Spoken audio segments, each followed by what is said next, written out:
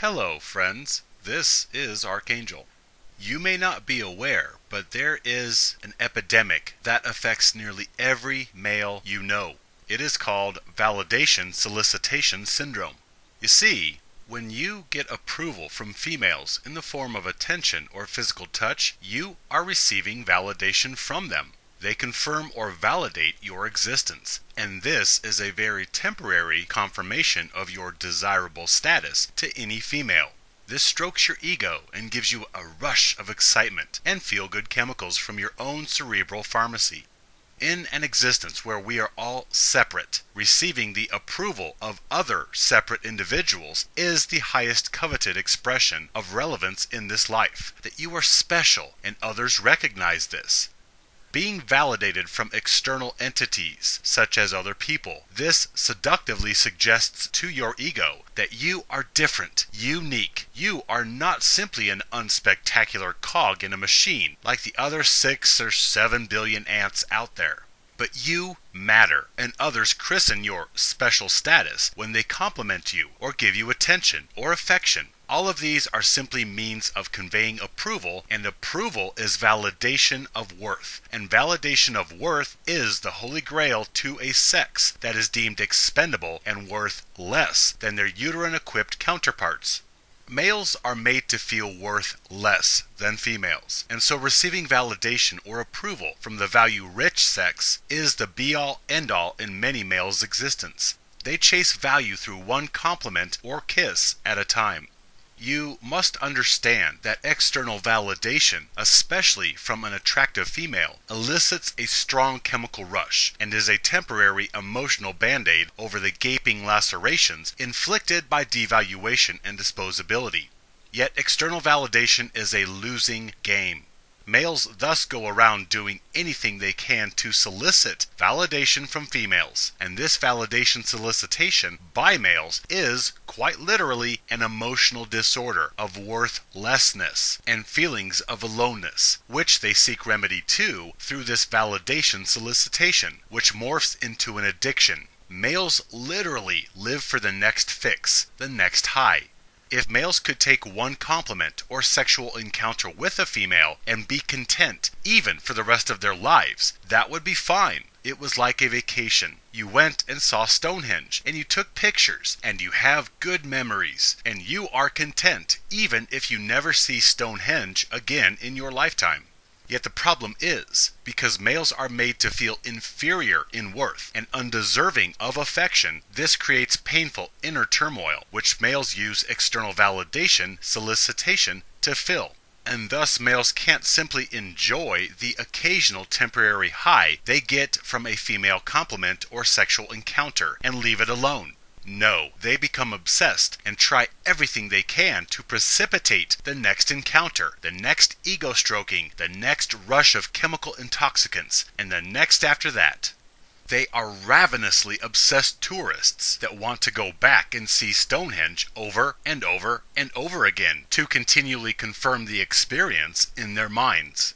Males become fixated and experientially dependent on the next rush of interaction, even though each succeeding rush is simply a reenactment of chasing the initial high, in this case, chasing the feelings that you got from your first love or your first real orgasm. And usually the first high of any type is the best. However, to those with validational solicitation syndrome, the next high is the best high, and you seek it out as if your life depended on it.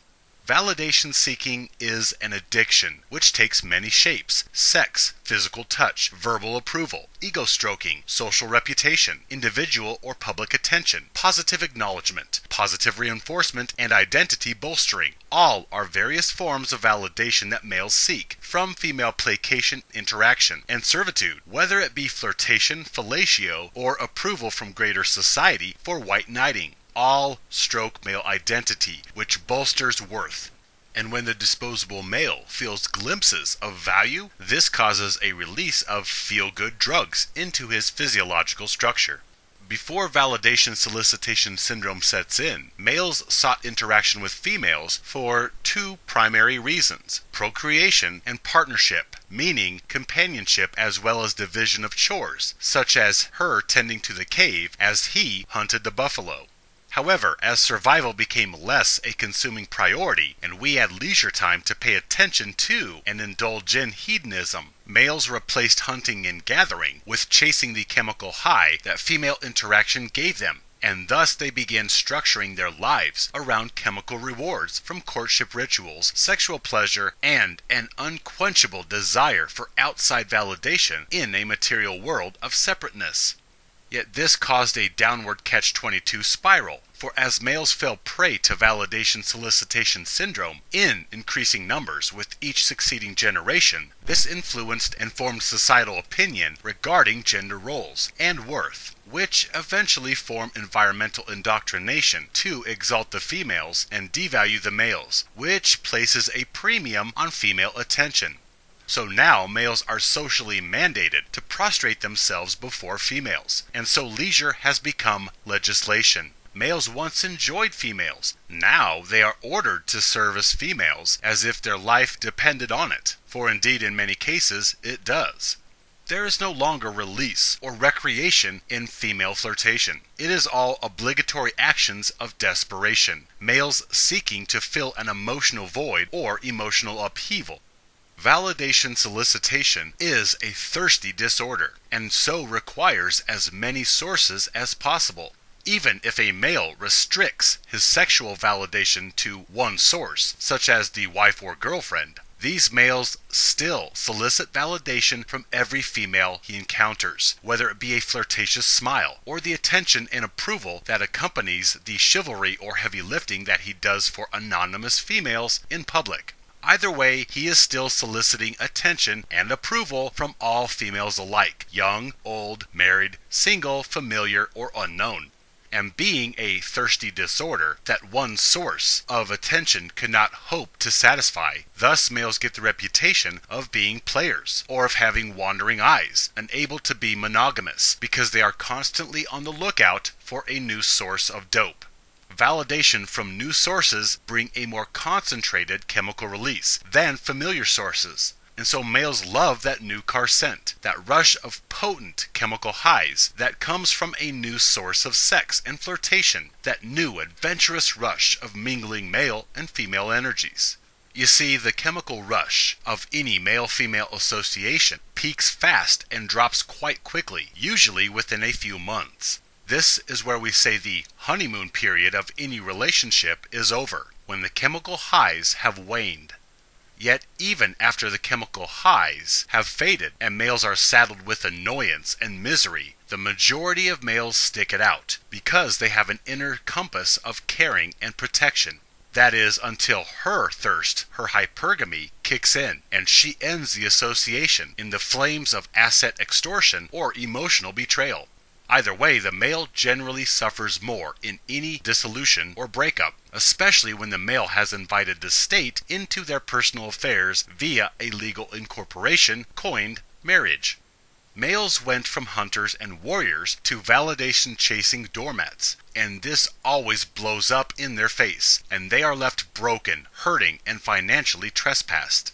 Yet if tutelage does not kill a male, doesn't it make him stronger? Don't they take this experience and sow wisdom in order to stay sober and free of the female dope? Nope. After a male has been burned, their validation addiction hits the advanced stage, unicorn chasing. When males are ready, some immediately, some a year or two later, they once again entertain the thirst, which never fled, but only hovered within them in dormancy. They still have a need to fill an emotional void, and so they court validation solicitation syndrome once again, and they are off and running, ravenous for validation and thinking themselves all the wiser that this go around they will simply avoid the bad females. This is contemporary male existence, addiction to attention in order to sate physical dependence to chemical highs, as well as bind emotional wounds of being a devalued creature. And this is why males become validation addicts, who will commit all manner of treachery chasing their addiction. Lie, cheat, steal, backstab family, friends, assault, even murder. And all this treachery is invoked when males chase female validation. They will change their dreams, their ambitions, the course of their very lives. They will uproot and move. They will change jobs or work hazardous jobs, or spend the best years of their lives working jobs that prematurely age their bodies, just so they might have the financial ability to afford female attention by attracting the validation of pretty dope dealers with their nice car or clothes or their house or fat bank account. When validation solicitation syndrome has fully taken hold of its male host, there is nothing males won't and haven't done to obtain the drug that they seek. They will mock and demean themselves. They will hurt themselves. They will kneel, grovel, beg, cry, placate, pander, and pamper females. They will take female abuse and simultaneously protect their female abusers from harm. They will suffer in silence day after week after month after year because of the careless words or heartless actions of females. Yet they will forgive and take females' next volley of abuses. They will marginalize and disown family, friends, and they will maliciously abuse other males whom they see as competition in their bid to win validation from the exalted females. And since males are the only sex they are allowed to put their hands on in anger, thus they take all the hurt they receive from females and vent it onto each other through tactile assault, since they are made to believe that they cannot vent their anger at the source of those who abuse them, females. For so many reasons do males become validation addicts, earmarked for this addiction from birth, because we need each and every male to chase the female validation addiction in order for society to run, since males will build, maintain, and feed the governmental revenue machine as they work to acquire the money or material things they need to chase this addiction. And when males have an accident, or two, or three, they will have no choice. They must continue feeding commerce, the community, and the tax machine as they support and protect these kids and their mother. So we need males to chase females. Hence we need the seeds of validation solicitation syndrome to germinate as quickly as possible in the male host, because upon the backs of male validation addiction is all of society balanced. Validation solicitation syndrome is nearly ubiquitous in the male population. It is indeed very rare for such a huge portion of the populace to be infected with such a disorder. It is actually very statistically significant. This male devaluing perfect storm requires a combination of key ingredients: a biological predisposition and environmental trigger. The predisposition comes in the form of males drawn to females for procreation and out of protective instincts. And then the environmental trigger comes in the form of societal female elevation and male devaluation. And voila, we have males seeking attention and approval from those whom we value above all else. Males pursue female approval to the point of obsession. It is unhealthy, and it is a very real mental emotional disorder. Every once in a while you will get an unruly male who somehow rejects portions of this programming and does not conform. Yet, to place perspective here for the sake of debate, even if we allow 1 million adult males who reject this addiction, still out of roughly 1 billion adult males that comprise the Western world populace, well, that is much less than even 1%. So the majority of males are following their programming, bowing down, and tacitly approving of the abuse the male sex is saddled with. And really, only monks or ghosting males truly eschew female validation addiction. All others, including players or bad boys, men's rights, men's activism, they are still chasing validation through modified interaction. They may not be married or in long-term relationships, but they still get their fix, their validational high through sex and or dating and open, gratuitous flirtation. So out of the entire population, only a handful are actually cognizant of and battling this epidemic affliction. There are very few cyber communities discussing this male plague, and even fewer males practicing the treatment of turning their backs on female attention. And of that group of cognizant males, some are forced into this because they are physically unattractive and thus repulsive to the superficial sensitivities of females. So the numbers of males that could chase validation but choose not to are so woefully small that it is no wonder there is no legislative impact, nor that society has not collapsed, because validation solicitation syndrome is so epidemic that society and its gynocentric taskmasters will, it seems, go on without interruption well into the future. Validation solicitation syndrome is real and is a compulsory disorder that affects most males, including the majority of those listening. Some males are functional validation-aholics. Others are full-blown female attention junkies. Initial symptoms are mental preoccupation, thinking about interactions with females, planning interactions with females, and then actively seeking interaction with females. This establishes need in that male's mind for females.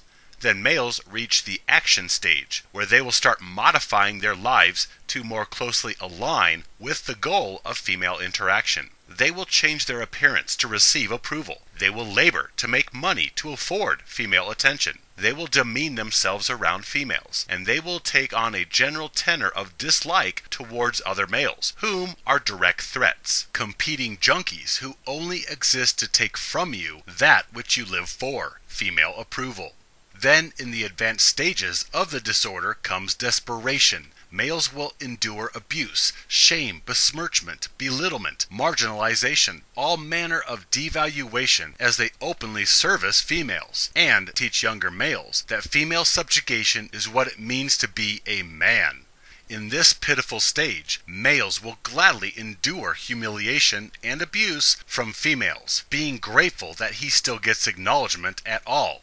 This is the crux of the addiction, where validation has morphed from fun recreational chemical high to frenzied desperative need. No longer is female acknowledgement an exciting rush, but now it is used for the male just to reach an equilibrium. Now, males need female attention and approval just to function, because in this stage of validation solicitation syndrome, without their constant supply of female validation, a nasty, horrible crash awaits them. Female validation no longer gives them euphoria. Now it simply sustains them, like the next glass of water, then the glass after that, and the next after that. Chasing approval from the exalted female consumes male lives, and this parasite becomes the core of male identity. They are nothing without female attention. In fact, their existence is to be of service to females, and in the mind of the addict, anything that threatens their validation threatens their very life. As males, we are all exposed to validation solicitation syndrome. It is almost an assurity that you yourself are, or you know males who are junkies, addicts to female validation. The only question is, what stage of addiction or recovery are you in? Friends, stand with me, live free.